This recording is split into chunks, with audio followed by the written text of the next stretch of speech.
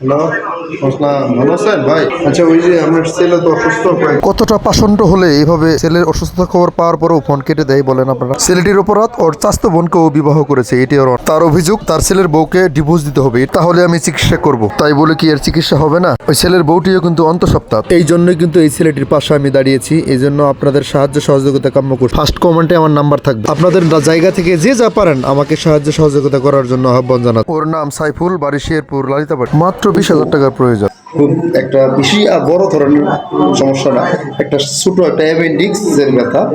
তাকে হয়তো ব্রাস্টের সম্ভাবনা আছে কিনা ডাক্তার এরকম বলছে, চিকিৎসা চলতেছে। আমি নিজ উদ্যোগে এই আবুল হোসেন হসপিটালে নিয়ে এসেছি। আপনারা যারা আমাকে দেখতেছেন অবশ্যই একটু সাড়া দিবেন।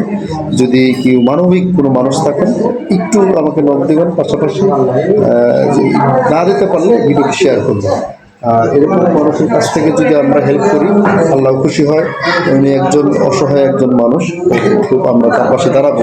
আমার জায়গাটি থেকে আমি, আমার এক ভাই, তিনি কিন্তু আমি 2,600 টাকা আমি ইতিমধ্যে কালেকশন করে ফেলেছি।